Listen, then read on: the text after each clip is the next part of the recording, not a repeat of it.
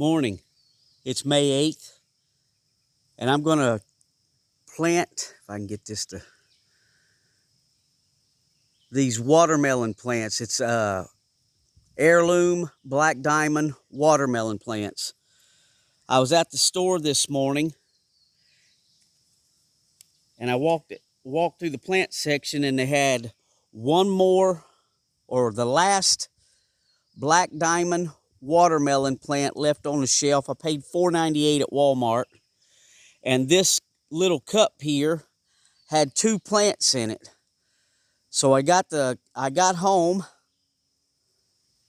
and I gently pulled it out of this cup and spread them apart best I could, and took a razor knife and cut down through there, and I got 2 plants for the price of 1. I've done this many times with great success.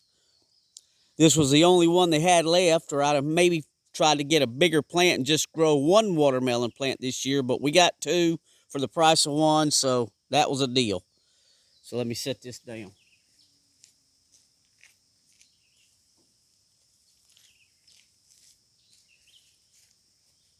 I got online because this will be the first year we've ever grown black diamond watermelons, and the first year growing watermelons in pots. And online it says that they recommend for a container size to be 15 to 20 gallons. So what we have here are 2 15-gallon pots. These are what we had left over from the nursery this year when we went early and bought a bunch of pots. And I stopped by Lowe's and picked up some of this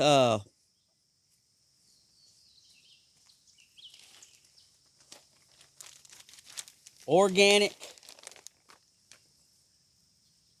raised bed soil.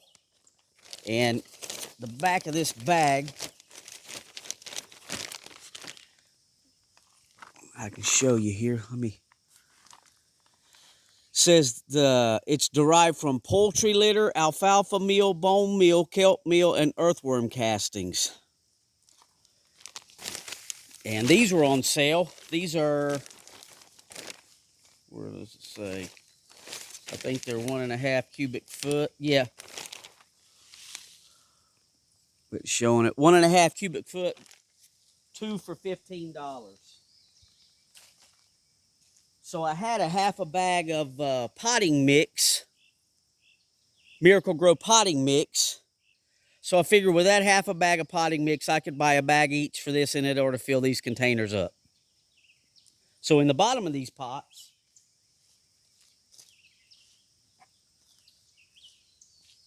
I have some of our compost. It's grass clippings and mulched over leaves with my mower. And I've turned them 3 or 4 times, and it's breaking down real nice, and you can see it's looking good. There's some pine needles in there too. But I put a half a 5-gallon bucket in the bottom of the pot.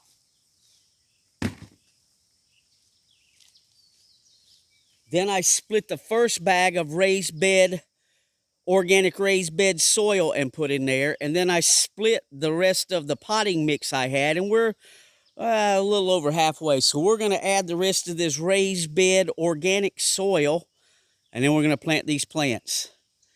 And we're going to see how they do. It's our first year growing watermelons down here. Actually, it's our first year down here. So we're going to try these watermelons and see how they do in this organic raised bed soil mixture with a little bit of Miracle-Gro potting mix.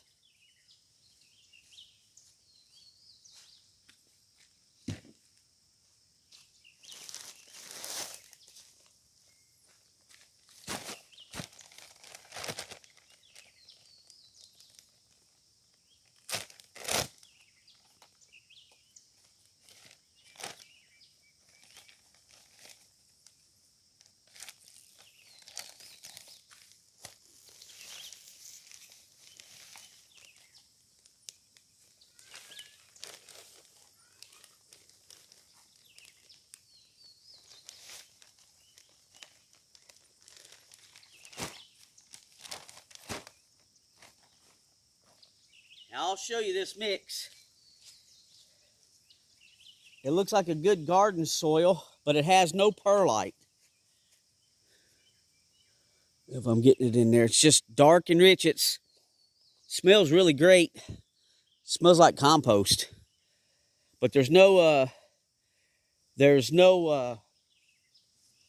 perlite or anything like that in there. So I'm glad we added the half a bag of potting mix. So let me stir that up, and then we'll top it off.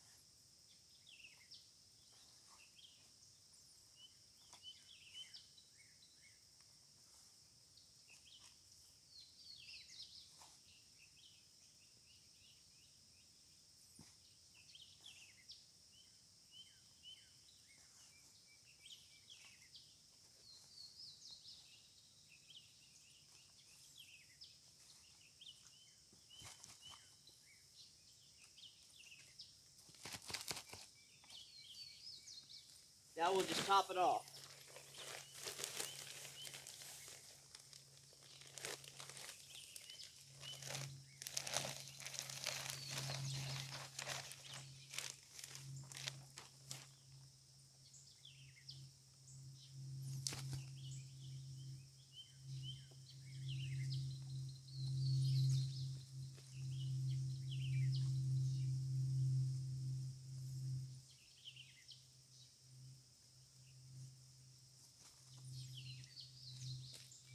Take a little bit more out of there.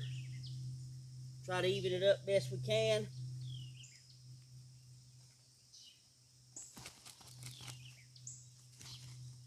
And there we go.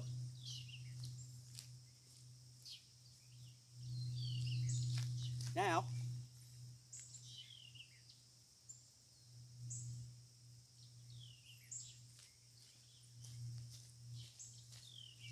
you can see how I slice right down the middle. Didn't get into the plants. It still has some roots left on it, so we'll see how she does. Two nice looking plants.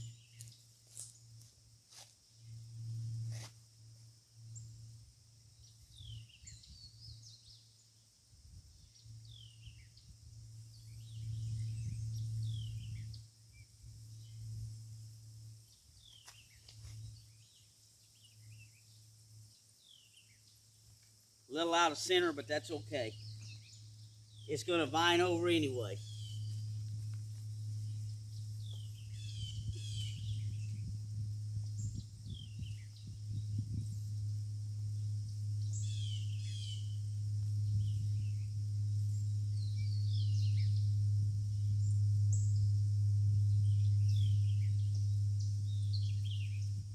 Okay.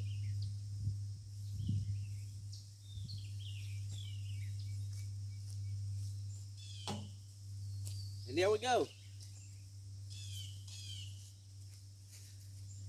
Two.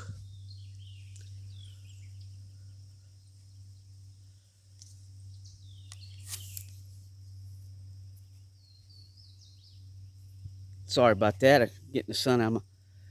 There we go.